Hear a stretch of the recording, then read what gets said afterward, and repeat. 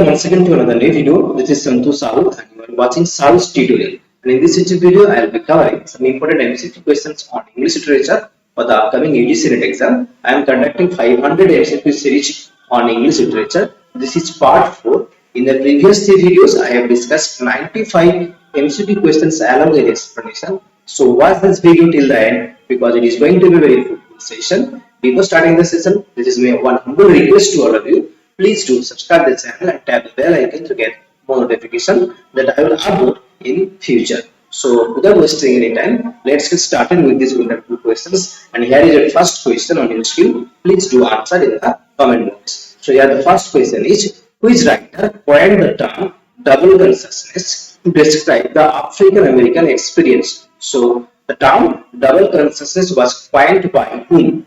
Now your options are W.E.B. Du Bois, Langston Hughes, Richard Wright, Toni Morrison. So here the term double consciousness was coined by the first option here A, that is W.E.B. Du Bois had coined the term double consciousness. And here is the explanation that the term and the idea were first published in W.E.B. Du Bois' autoethnographic work, that is the Souls of Black Folk in 1903, in which he described the African American experience of double consciousness, including his own. And what do you mean by double consciousness? Double consciousness is the internal conflict experienced by subordinated or colonized groups in an oppressive society. But the term, that is the double consciousness, was introduced by who? It was first introduced by Ralph Waldo Emerson in his essay, in his 1842 essay for the Transcendentalist. But it was coined by W.E.B. Du Bois in his work, that is the Source of Black Folk. Moving on to question number 97. Which of the under mentioned works is by Graham Greene? Which of the under mentioned works is by Graham Greene? Now your options are the confidential clerk, the confidential agent, the secret agent, none of these. So here the confidential clerk is a work written by T.S. Eliot. It is written by T.S. Eliot.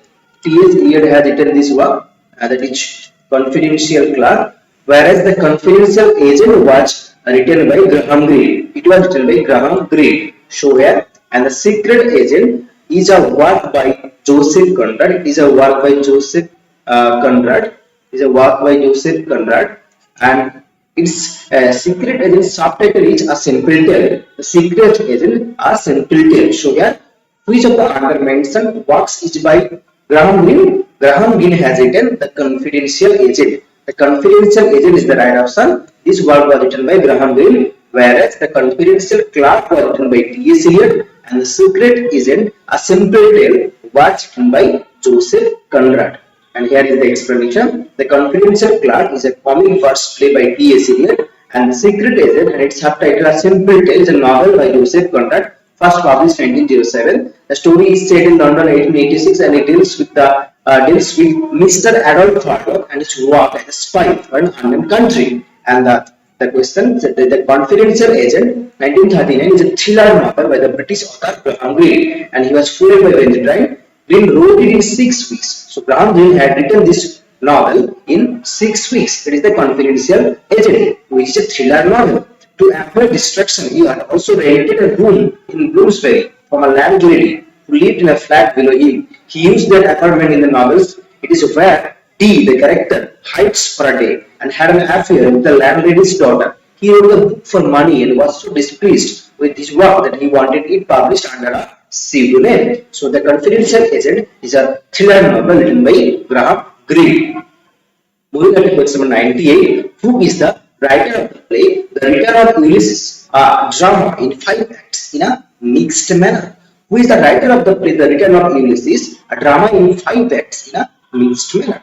Now your options are James Joyce, Tennyson, Robert Bruce, none of these. So here, The Return of Ulysses, a drama in 5 acts in a mixed manner, was written by Robert Bruce. So here the right option is Robert Bruce. C is the right option.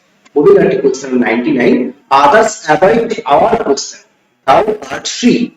Others avoid our question and thou art free. Who has said this about Shakespeare? Options are Wordsworth, Milton, Matthew Arnold, Ben Jonson. So here Matthew Arnold has written this line for for William Shakespeare, and the name of the poem is Shakespeare. So here the right option is Matthew Arnold, and this is the opening line of the poem called Shakespeare. And here is the explanation that Shakespeare is the name of the poem by Matthew Arnold, and the poem begins with "Others abide our question, thou art free." This is the opening line of the poem Shakespeare by Matthew Arnold. Moving on to the next question, question number 100. Life is a tale told by an idiot. From which play are these words quoted? So, from which play of Shakespeare these words are quoted? Now, your options are Hamlet, The Tempest, Macbeth, Romeo and Juliet. So, life is a tale told by an idiot. These words or this line was spoken by Macbeth in Act 5, Scene 5. In Act 5, Scene Act 5, Scene 5. So Act 5, Scene 5. In the play there is the Macbeth. So yeah, Macbeth when he listens to the death of his wife, that is Lady Macbeth, he spoke this line that life is a tale told by an idiot. And this line appeared in Act 5, Scene 5 of Macbeth. And here is the explanation. These words are uttered by Macbeth after he hears of Lady Macbeth's death in Act 5, Scene 5. Moving on to the next question, question number 101. All happy families are alive. Each unhappy family is unhappy in its own way. This is the opening line of which one? The Sound and the Fury by William Faulkner, Carolina by Leo Tolstoy, The Great Gatsby by F. Scott Fitzgerald, or The Catcher in the Rye by J.D. Salinger. So these lines are the opening lines of Anna Karenina by Leo Tolstoy. So here B is right option. B is the right option. Moving on to question 102. Rubaiyat of Omar Khayyam. Rubaiyat of Omar Khayyam was translated into English by Matthew Arnold, Edwin Arnold, Scott Fitzgerald, Edward Fitzgerald. So Rubaiyat of Omar Khayyam, and it was translated into English from Persian, and it was translated by whom? It was translated by Edward Fitzgerald. Edward Fitzgerald had translated Rubaiyat of Omar Khayyam into English from Persian. So here D is the right option. Here is the explanation. Rubaiyat of Omar Khayyam, the title that Edward Fitzgerald gave to his 1859 translations from Persian to English. Moving on to question number 103. Here is the question number 103. Ralph Emerson has been called the lonely wayfaring man. Ralph Waldo Emerson has been called the lonely wayfaring man by whom? By Henry David Thoreau, Walter Whitman, Carl Sandburg, Thomas Carlyle. So Ralph Waldo Emerson has been called the lonely wayfaring man by Thomas Carlyle. So here D is the right option. Thomas Carlyle has told Emerson as the lonely wayfaring man. Moving on to question number 104. 104. In the room, women come and go. Talking of Michelangelo. From which play of Iliad has this line been quoted? Now your options are The Wasteland, Sweeney Amnesties, The Love Song of J. Alfred Prufrock, or none of these. So these lines appear in The Love Song of J. Alfred Prufrock of T.S. Eliot. So here C is the right option. That in the room we will come and go talking of Michelangelo. So here C is the right option. Barchester's Tower is a novel. Barchester's Tower is a novel by George Meredith, George Eliot, Charles Reed, Anthony Trollope. So yeah, Barchester's Tower is a novel, and this was written by Anthony Trollope.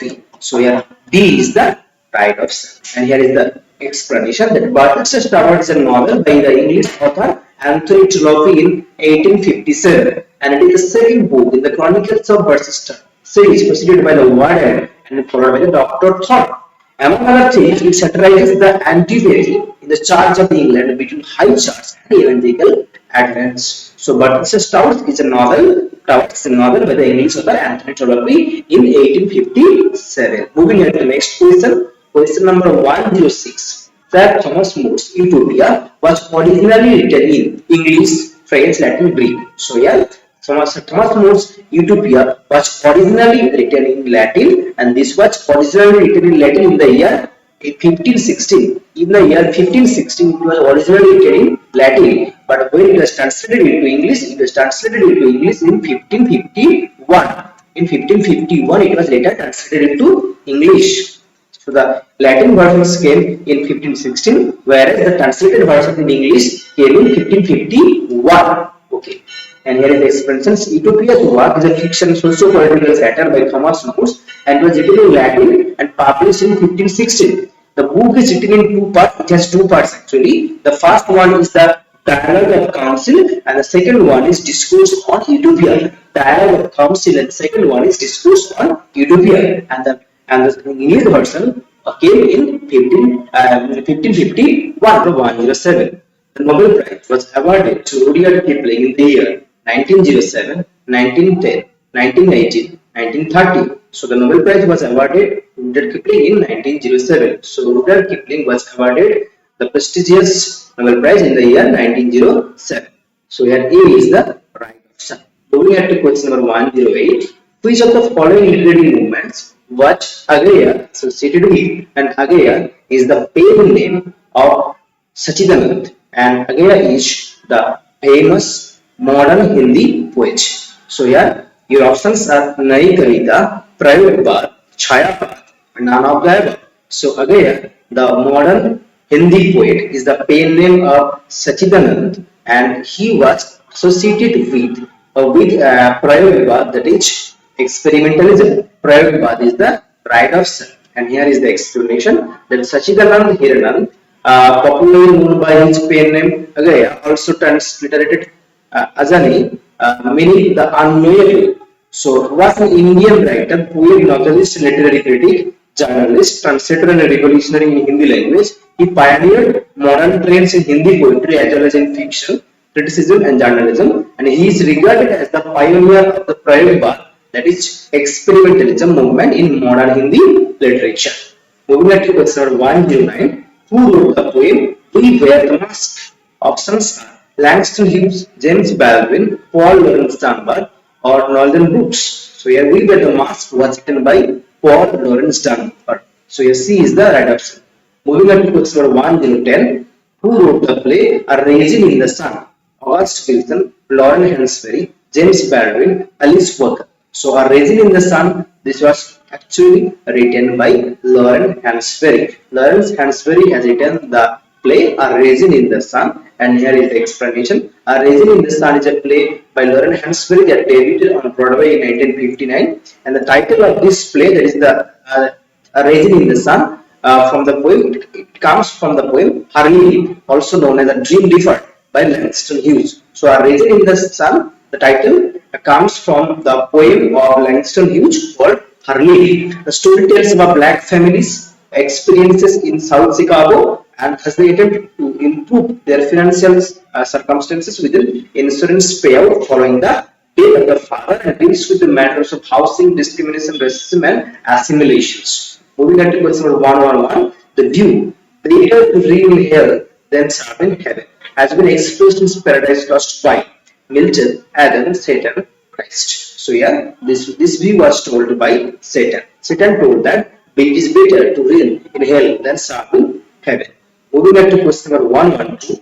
Which of the following is the opening line of Charles Dickens' novel Hard Times? It was the best of time, it was the worst of time. You know, this is the opening line of A Tale of Two Cities. And now, what I want is facts. It is too universally acknowledged that a single man in possession of a good fortune must be in want of a wife. Always a man. So this is the opening line of Moby Dick, and this is the opening line of that is Pride and Prejudice, and this is the opening line of A Tale of Two Cities. Whereas now, what I want is facts. This is the opening line of Hard Times. So here B is the right answer. Now what I want is facts. So this is the opening line of Dickens' Hard Times. Moving on to question number 113. What is the occupation of a character named Mr. Micawber in the novel David Copperfield? Now your options is lawyer, doctor, merchant, clerk. So David Copperfield, in David Copperfield, the character called Mr. Micawber was a clerk. So here D is the right option. He was a clerk. So D is the right option. And here is the explanation. So Wilkins Micawber is a clerk in Charles Dickens' 1850 novel called David Copperfield. Mr. Micawber of David Copperfield, a chronically indebted figure, but remembered for his constant assurance that something will turn up. Something will turn up. The character of Wilkins Micawber is widely believed to have been modeled on that of Dickens' father, John, who had spent time in debtor's prison when Charles was a boy. Moving on to question number 114. In which novel has the character Fagin? The Fagin appears, the notorious character. Bleak House, A Tale of Two Cities, Oliver Twist, Pickwick Papers. No. So the Fagin, the notorious character, appears in Oliver Twist. So here C is the right option, and here is the explanation. Fagin is a fictional character, yeah, and the secondary antagonist of the novel called Oliver Twist by Charles Dickens, which is published in 1838, and he is one of the most notorious anti-Semitic portraits in English literature. And in the preface of the novel, he is described as receiver of stolen goods, and he is the leader of a group of children, the artful Dodger and the Charlie Bates among them also, they were also there, whom he teaches to make their life, make their livings by pickpocketing and the other criminal activities in exchange for shelter. So Fagin used to give them shelter, used to provide them shelter in exchange of doing the criminal activities. Okay. Moving on to question number 115. Who is the villain in David Copperfield? Options are Uriah Heep, Mr. Micawber, Charles Darnay, Abel McWitch. So the villain of David Copperfield is Uriah Heep. So here A is the right option. Moving on to question number 116. Which of Dickens' novels features the character called Sidney Carton? Sidney Carton appears in which novel of Dickens? Now your options are A Tale of Two Cities, Our Mutual Friend, Bleak House, The Pickwick Papers. So in Tale of Two Cities, the character Sidney Carton appears. So here A is the right option. Sidney Carton appears a Tale of Two Cities. Okay, and he is an alcoholic person, and here is the explanation. Sidney Carton is the main character of the late Charles Dickens' classic 1859 novel A Tale of Two Cities, and he is a cynical, alcoholic lawyer who is forced to choose between his pointless but comfortable life and sacrificing everything to do what he knows is right. So Sidney Carton appears in the novel A Tale of Two Cities by Charles Dickens. Moving on to question number 117. Which of Dickens' novel is set in the fictional town of Hopetown? Fictional town of Hopetown. Hard Times, Dombey and the Little Dorian, the Old Curiosity Shop. So Hard Times is the right option here, and it is set in the fictional town called Hopetown. So here A is the right option, and here is the explanation. Charles Dickens published this condition of England novel, that is the Bleak House. Here Hard Times. His setting was mythical place called Hopetown, partly inspired by a visit to the northern industrial town of Preston, where he had observed a strike. The fictional city of Hopetown stands for a real industrial mill town in Victorian England, and in a passage Dickens describes it as a jungle. Its factories are like mad elephants, and the smoke looks like serpents. So this is here the setting of Hard Times. Settings of Hard Time is here, that is Hopetown. Moving on to question number 118. In which novel by Charles Dickens does the character Evening the Scrooge appear? Evening the Scrooge appeared, Oliver Twist, Great Expectations, David Copperfield, A Christmas Carol. So it's A Christmas Carol. In Christmas Carol, Charles Dickens, the famous character, Evening the Scrooge appear. Evening the Scrooge appears in the novel Christmas Carol. Even the Scrooge, the fictional character, the miserly protagonist of Charles Dickens' novel A Christmas Carol, 1843. Moving on to question number 119. In the novel A Tale of Two Cities, which two cities are being compared? London and Paris, London and New York, Paris and Rome, London and Berlin. So A Tale of Two Cities, the first is London and the second one is Paris. So there is a comparison of the two cities, one is London and the other is Paris. So here is the right answer, London and Paris. Moving on to question number 120. In which novel does the character Mrs. Gamp work as a nurse and a midwife in spite of being frequently drunk? Despite being frequently drunk. Your options are Mutual Friend, Martin Chuzzlewit, The Life and Adventures of Nicholas Nickleby, or The Chimes. So here, Mrs. Gamp, the character who works as a nurse and a midwife in the novel Martin Chuzzlewit. So here B is the right option. And here is the explanation. Gamp, as she is more commonly known, is a nurse. The novel Martin Chuzzlewit by Charles Dickens, first published as a serial in 1843 to 1844. Moving on to question number 121. Which of the following is the opening line of Charles Dickens' Great Expectations? You have to understand, you have to identify the opening line of Charles Dickens' Great Expectations. Now your options are, it was the waste of time, it was the waste of time. This is the opening line of A Tale of Two Cities. This is the opening line of A Tale of Two Cities. Whether I shall turn out to be the hero of my own life, or whether that station will be held by anybody else, which page must show. And this is the opening line of David Copperfield. And my father's family name being Piri, and my Christian name Philip, and my infant tongue would make of both names nothing longer and more explicit than Peep. So Peep's original name was Philip Peep. He is called as he is famously known as Peep in that novel. So this is the opening line of Great Expectations by Charles Dickens. So here C is the right options. C is the right options. And the last one, that is, as Gregor comes up every one morning from uneasy trips, he found himself transformed in his bed into a gigantic insect. And this is the opening line of The Metamorphosis, the short story by Kafka. Kafka's short story, The Metamorphosis, begins with this line that as Gregor comes up, this is the famous character who actually, when he awoke one morning, he saw that he was transformed into a gigantic insect. So moving on to question number 122. Here is the question number 122. In Bleak House, what is the legal case at the heart of the plot? A divorce case? No. A murder case? An inheritance cause? A property dispute? No. So a Bleak House, what is the legal case at the heart of the plot? It is an inheritance case, or it is about a will. So it is an inheritance case. C is the right option, and here is the explanation. At the heart of the plot, the code of chancery is entangled in the Jarndyce and the Dice case, a dispute over a will that has dragged on for several generations. Moving on to next question, question number 123. Who wrote The Grapes of Wrath? John Steinbeck, Jack Kerouac, Allen Ginsberg, William S. Burroughs. So the novel The Grapes of Wrath was written by John Steinbeck. John Steinbeck is the right option. A is the right option. Moving on to question 1, and here is the explanation that The Grapes of Wrath is an American realist novel written by John Steinbeck. The book won National Book Award and Pulitzer Prize for fiction, and it was cited prominently when it was awarded the Nobel Prize in 1962.